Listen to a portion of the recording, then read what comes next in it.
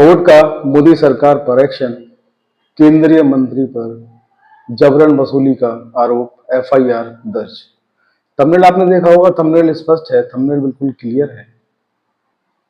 साथियों, ऐसे में जहां देश के जो सीजीआई हैं श्रीमान डीवाई चंद्रचूड़ साहब, जो एक न्याय की जो एक प्रक्रिया को चलाए हुए हैं, जिस तरीके से उन्होंने जो न्याय है उसको सस्ता, सुलभ, सरल जिस तरीके से बनाया, देशवासियों के लिए जितना जल्दी उन्होंने जो जजमेंट जो होते हैं, जो आदेश होते हैं न्यायालय के, उस प्रक्रिया को लागू करवाया, एक तरह से काबिल तारीफ है उनका काम। क्योंकि सीजीआई तो पहले बहुत रहे हैं, सारे के सारे माननीय होते हैं, सम्माननीय होते हैं, लेकिन डीवाई चंद्रचूड़ साहब की बात बिल्कुल अलग है। वे कभी दबाव में नहीं आते हैं, कभी झुकते नहीं है, आप सब लोगों ने देखा है। और इसी का नतीजा है कि ट्रायल कोर्ट हो या हाई कोर्ट हो या सुप्रीम कोर्ट हो, ऐसे फैसले आते हैं, कभी कभी ऐसे फैसले आते हैं जो आपको बेहद चौंका जाते हैं। कभी आप देखते हैं कि दिल्ली के मुख्यमंत्री अरविंद केजरीवाल जो थे, जमानत के लिए कितना संघर्ष किया उन्होंने, उनको जमानत बड़ी मुश्किल से मिली सुप्रीम कोर्ट से। कभी आप देखते हैं कि निचली अदालतें भी इस तरीके के फैसले देती हैं, जो ट्रायल कोर्ट्स हैं वो भी इस तरीके के फैसले देते हैं कि बेहतरीन फैसले वो होते हैं, इतिहास में दर्ज होते हैं वो फैसले। तो ये सब जो है वो ऐसे ही नहीं हुआ। डीवाई चंद्रचूड़ साहब ने, आपको याद होगा, एक बार कहा था कि जो भी जज हैं, जो भी न्यायाधीश हैं, जो भी न्यायमूर्ति हैं, वो दबाव में ना आए, बिना दबाव के काम करें, और जो भी उनको जस्ट लगता है, सही लगता है, फेयर लगता है, वही आदेश वो करें। तो एक तरफ तो इस तरीके की बातें जो हैं वो चंद्रचूड़ साहब चला रहे हैं, चंद्रचूड़ साहब न्याय व्यवस्था को बेहतर तरीके से चला रहे हैं। दूसरी तरफ तो साथियों बात करें तो मोदी सरकार की जो फजीयत है तीसरे कार्यकाल में, वो उस फजीयत को आप देखें तो वो दिन ब दिन बढ़ती जा रही है। सबसे पहली बात तो उनका जो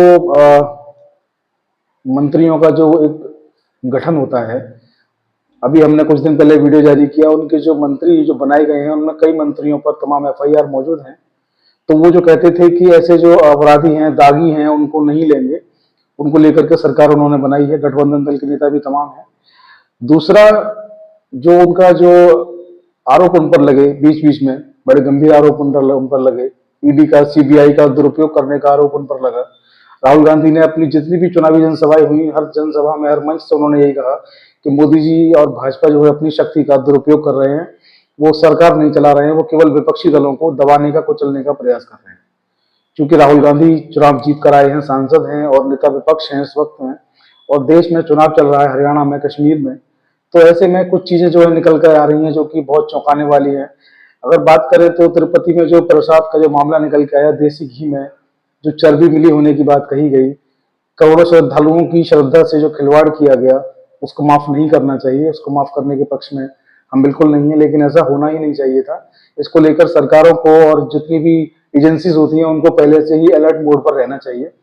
तो ये सब कुछ जो चल रहा है, सबके बीच में एक खबर जो है बेहद चौंकाने वाली खबर जो सामने निकल कर आई, क्योंकि इस वक्त जो पूरा देश है, उस पूरे देश का जो ध्यान है वो जम्मू कश्मीर का चुनाव और हरियाणा के चुनाव पर, उनका जो दिमाग है, वो फोकस है पूरे देश का वहीं पर लगा हुआ है कि उन चुनाव के परिणाम क्या आने वाले हैं। तो उन चुनाव परिणामों के आने से पहले ही एक बहुत बड़ी खबर जो है वो आ रही है। एक न्यायालय ने केंद्रीय मंत्री के ऊपर एफआईआर का आदेश दर्ज करने का आदेश जो है वो दिया है। वो मंत्री कोई और नहीं, देश की वित्त मंत्री निर्मला सीतारमण है। बेंगलोर की एक अदालत ने उनके ऊपर एफआईआर जो है दर्ज करने का आदेश जारी किया है। मसला कुछ यूं है कि इलेक्टोरल बॉन्ड्स, आप सब लोगों को पता है, चुनावी चंदा जिसको बोला गया, तमाम उस पर आरोप प्रत्यारोप आए, तमाम चुनावों से पहले बड़ा ज्वलंत मुद्दा वो रहा।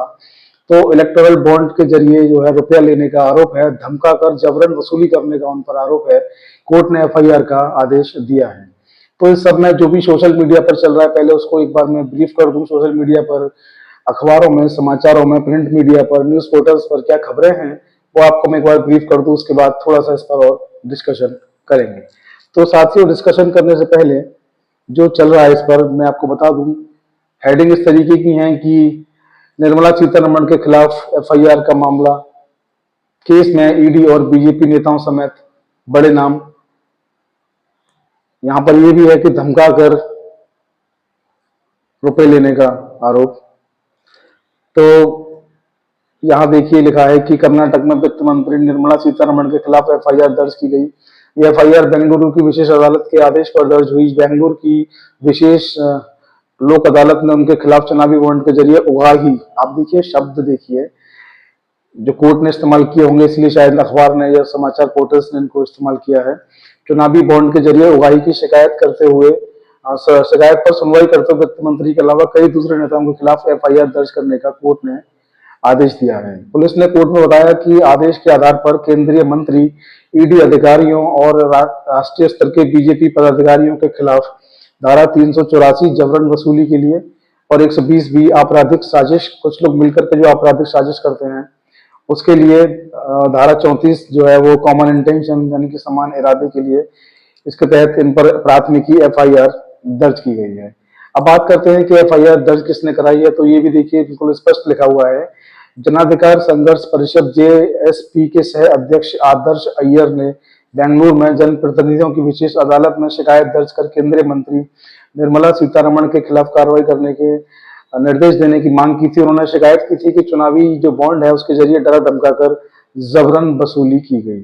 याचिका पर सुनवाई करते हुए अदालत ने बेंगलुरु की तिलक नगर पुलिस स्टेशन को चुनावी बॉन्ड के जरिए जबरन वसूली के मामले में एफआईआर दर्ज करने का आदेश जो है कोर्ट ने दिया। इस कोर्ट ने आदेश जारी कर ये प्रति जो है वो रिकॉर्ड की थाने से कोर्ट को मंगाने का भी आदेश दिया है। चुनावी बॉन्ड में ये जो वसूली है, इसमें जो आरोप हैं, ये आरोप जो है कुछ इस तरीके से हैं कि कोर्ट ने तिलक नगर पुलिस को एफआईआर दर्ज करने का आदेश दिया। शिकायतकर्ता ने आरोप लगाया कि सीतारमण ने ईडी की अधिकारियों की सहायता और समर्थन के माध्यम से राज्य और राष्ट्रीय स्तर पर दूसरे लाभ के लिए हजारों करोड़ रुपए की जबरन वसूली की।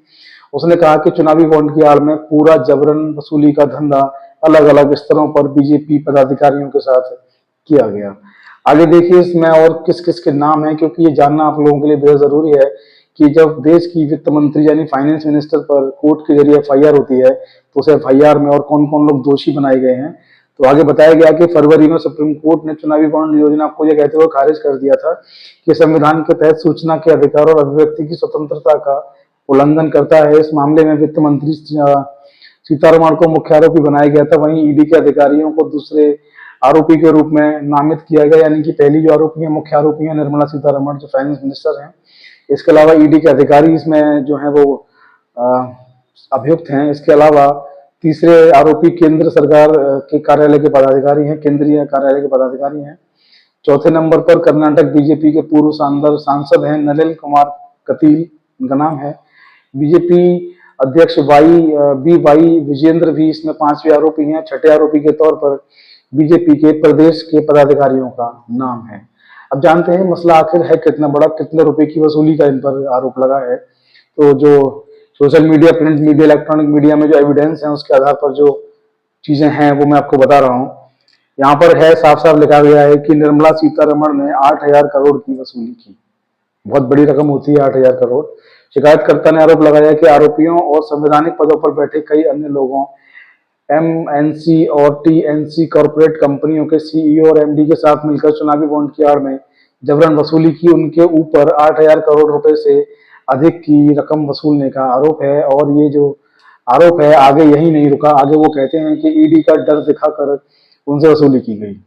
उनसे कहा गया कि आप जो है ईडी से, जो राहुल गांधी हर बार कहते रहते हैं, मैं क्या बार बार कहूं, ईडी का उनको डर दिखाएगा। साफ साफ लिखा है कि आदर्श अय्यर ने शिकायत में कहा कि ऐसा प्रतीत होता है कि मुख्य आरोपी ने विभिन्न कॉर्पोरेट कंपनियों, उनके सीईओ, एमडी आदि के यहाँ छापेमारी, जब्ती, गिरफ्तारी करने के लिए नामित अधिकारियों पर दबाव डाला। छापे का डर दिखाकर कई कॉर्पोरेट को कई करोड़ रुपए के चुनावी बॉन्ड खरीदने के लिए मजबूर किया। तो देखिए ये सारी जो खबरें हैं सोशल मीडिया पर हैं, तमाम चीजें जो हैं अखबारों में, इलेक्ट्रॉनिक मीडिया में, प्रिंट मीडिया में, तमाम जगह मौजूद हैं। जो कुछ भी चल रहा है ये नहीं होना चाहिए। स्वस्थ लोकतंत्र जो है उसके लिए सारी चीजें बड़ी घातक होती हैं। लेकिन कहीं भी कोई घोटाला होता है, चाहे वो विपक्ष का हो चाहे वो सत्ता पक्ष का हो, उसको जनता के सामने आना भी जरूरी है। ऐसे लोगों पर कार्रवाई भी जरूरी है। फिलहाल जो है कोर्ट के आदेश पर रिपोर्ट दर्ज हुई है, तो अभी इस मामले की जांच होगी। जांच में कौन दोषी पाया जाएगा, किसके खिलाफ कार्रवाई होगी, जो कुछ होगा उससे भी आपको अपडेट कराएंगे। आज की वीडियो में फिलहाल इतना ही। वीडियो को शेयर करना ना भूलें और जो लोग हमारे चैनल पर नए आए हैं उनसे मैं कहना चाहूंगा कि आप हमारे सब्सक्राइब बटन को दबाएं और नोटिफिकेशन के बेल को ऑल पर सेलेक्ट करें, जिससे कि हमारे आने वाले वीडियोस के नोटिफिकेशन आप तक सबसे पहले पहुंचे। आज की वीडियो इतना ही। जय हिंद, जय भारत, नमस्कार।